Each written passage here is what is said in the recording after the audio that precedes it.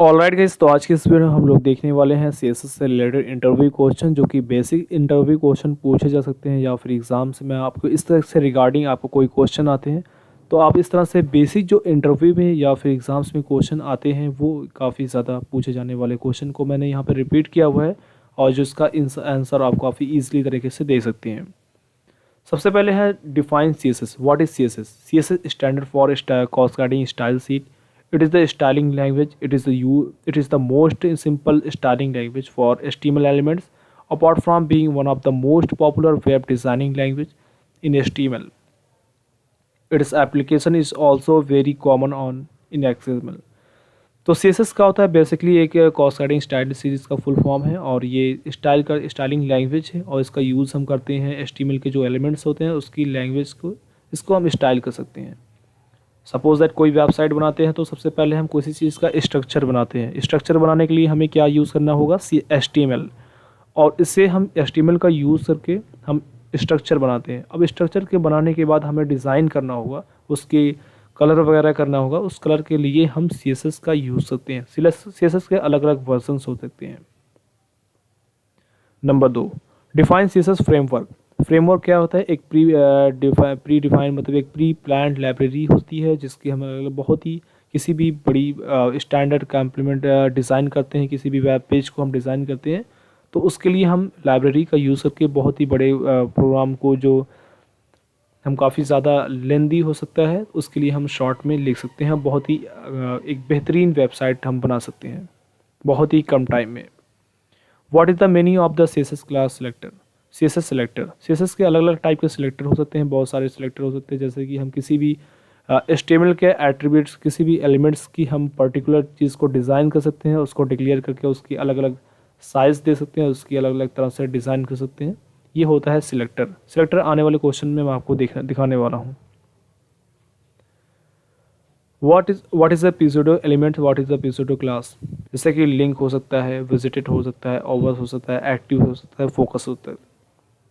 और suppose that अगर मान के फॉर एग्जांपल एच ओवर हमने लगाया किसी भी चीज़ पे, एट्रीब्यूट पे एच ओवर लगाया तो सपोज दैट एक मैंने बटन बनाई, बटन को मैंने कलर दे दिया ग्रीन, और जब मैं चाहूँ कि मेरा उस पर कर्सर जाए तो वो येलो कलर हो जाए। तो जैसे ही मैं ये कर्सर जाएगा येलो कलर होता है तो उसके लगाने के लिए वो प्रॉपर्टी को यूज़ करते हैं हम एच ओवर की। एक्टिव लगाया, एक्टिव का मतलब होता है कि किसी भी चीज़ को, जैसे कि हमारा जब कोई भी वेबसाइट ओपन हो तो सबसे पहले जो हमारा फ्रंट पेज हो वो एक्टिव पेज ओपन हो। सपोज दैट हम सबसे पहले हम होम पेज पे लगाते हैं, बेसिकली वो हमारे सामने दिखता है। Different box sizing property.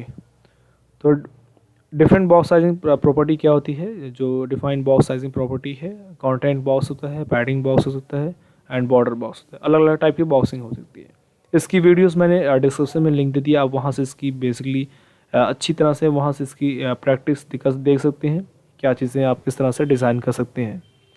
यहाँ पे आप सिर्फ हाइट विड्थ पे काम करती है, इसका आप यहाँ पे एज ए थ्योरेटिकल लिखना चाहते हैं तो ये लिख सकते हैं। What is the CSS selector? जैसा कि मैंने बताया था कि आगे क्वेश्चन में मैं आपको बताने वाला हूँ CSS सेलेक्टर क्या होते हैं। CSS के अलग अलग टाइप के सिलेक्टर हो सकते हैं, जैसे कि CSS के एलिमेंट सिलेक्टर होते हैं, जैसे कि HTML बॉडी, अलग अलग सिलेक्टेड एलिमेंट्स हो सकते हैं। और CSS ID सिलेक्टर, किसी भी एलिमेंट में हम, जैसे कि पैराग्राफ और डिव क्लास और डिव हो गई, इस तरह के हम एलिमेंट्स में हम जाके उसकी ID डिफाइन करते हैं और उस पर पर्टिकुलर हम किसी भी ID को जाके हम उसके डिज़ाइन कर सकते हैं।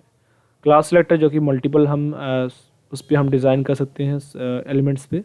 और यूनिवर्सल सिलेक्टर है, ग्रुप सिलेक्टर, अलग अलग टाइप के सिलेक्टर हो सकते हैं। What is use of the CSS opacity? Opacity का होता है बेसिकली ये ट्रांसपेरेंसी दिखाता है।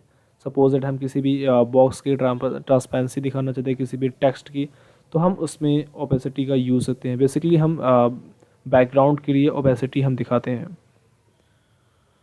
What is the RWD?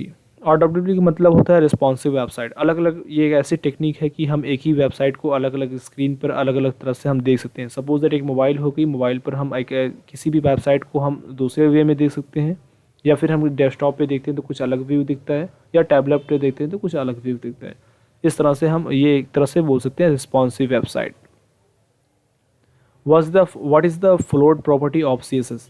CSS में जो फ्लोट प्रॉपर्टी होती है वो किसी भी चीज़ को मूव करता है जैसा कि आपका टेक्स्ट हो गया या किसी चीज़ की बॉक्स हो गए जिसे या इमेज हो गया, उसको हम रैपिड अराउंड किसी चीज़ को हम उसको मूव करा सकते हैं, एडजस्टमेंट करा सकते हैं किसी भी चीज़ को स्क्रीन पर, स्क्रीन के अकॉर्डिंग।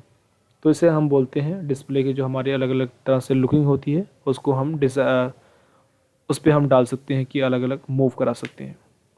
इसके लिए भी मैंने डिस्क्रिप्शन में लिंक दिया हुआ है, वहाँ से जाके इसकी वीडियो देख सकते हैं। बहुत ही ईजिली, बहुत ही ईजी चीज़ है। फ्लोट प्रॉपर्टी कैसे हम देख सकते हैं लेफ्ट राइट करते। What is the purpose of the Z index and how it is used?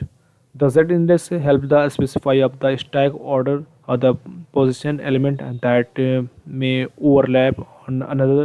The Z index default value it's a 0 and it can take the either of the positive or negative number.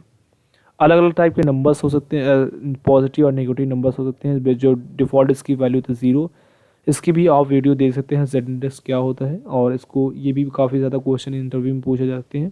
तो basically अगर आप इसका exams में आता है तो ये इस तरह से आप लिख सकते हैं, और इसका अगर प्रैक्टिकल करना चाहते हैं तो आप इसकी वीडियोज़ भी देख सकते हैं। Explain CSS position property. Position में बहुत तरह के अलग अलग एट्रीब्यूट्स आते हैं, जैसे कि एब्सोल्यूट आ गया, relative, fixed, static. Suppose that हम फिक्स प्रॉपर्टी की बात करते हैं। फिक्स किसी भी हम सपोज दैट मेरी एक वेबसाइट है और मैं चाहता हूँ कि उसमें एक जो नेव बार है वो हमेशा किसी भी इसको कितना भी हम वेबसाइट को स्क्रॉल कर लें लेकिन हमारा ऊपर नेव बार दिखना ही चाहिए। तो उस पर हम पोजीशन फिक्स करते हैं कि वो ऑटोमेटिक हमेशा पोजीशन फिक्स रहेगी, और वो ना तो ऊपर जाएगा ना तो नीचे जाएगा, वो हमेशा वहीं का वहीं रहेगा। पूरी वेबसाइट को हम स्क्रॉल ऊपर से नीचे तक चले जाएं लेकिन वो फिक्स रहेगा। इसी तरह से हम एट्रीब्यूट, एब्सोल्यूट और स्टैटिक चीज़ों को यूज़ कर सकते हैं। Enlist the various font attributes. जैसा कि फ़ॉन्ट के काफ़ी ज़्यादा एट्रीब्यूट्स हो सकते हैं। फ़ॉन्ट स्टाइल है, फ़ॉन्ट वेरिएंट है, फ़ॉन्ट विड्थ है, और फ़ॉन्ट साइज़ है, लाइट हाइट है, लाइन हाइट हो सकता है, फ़ॉन्ट फैमिली है, कैप्शन है, आइकन है। इस तरह के अलग अलग फ़ॉन्ट वेरिएबल एट्रीब्यूट्स होते हैं। नेक्स्ट वीडियो हम लोग देखने वाले हैं कि कैसे एक इसके पर जबकि जो काफ़ी क्वेश्चन ज़्यादा पूछे जाते हैं, इसका प्रैक्टिकली हम लोग देखने वाले हैं कि सीएसएस में क्या क्या क्वेश्चन प्रैक्टिकली हमें पूछा जा सकता है, डिज़ाइन किया जा सकता है। तो उसके अलग अलग हम डिज़ाइन करेंगे, जो भी चीज़ें क्वेश्चन आएंगे उसका डिज़ाइन करेंगे, और साथ ही जो एडवांस क्वेश्चन पूछे जाते हैं उस पर क्लियरली चीज़ें को हम देखेंगे। अभी फ़िलहाल के लिए एक मैंने ओवरव्यू दिया है कि इंटरव्यू में क्या क्या क्वेश्चन पूछे जा सकते हैं। इस तरह से आप इसको प्रेफर कर सकते हैं। तो अगर आपको वीडियो अच्छी लगी तो वीडियो को लाइक करें। आप चैनल पर नए हैं तो चैनल को ज़रूर सब्सक्राइब करें और बेल आइकन को प्रेस करना बिल्कुल ना भूलें, ताकि ऐसी वीडियो आपको नोटिफिकेशन में मिलती रहे। Thank you so much.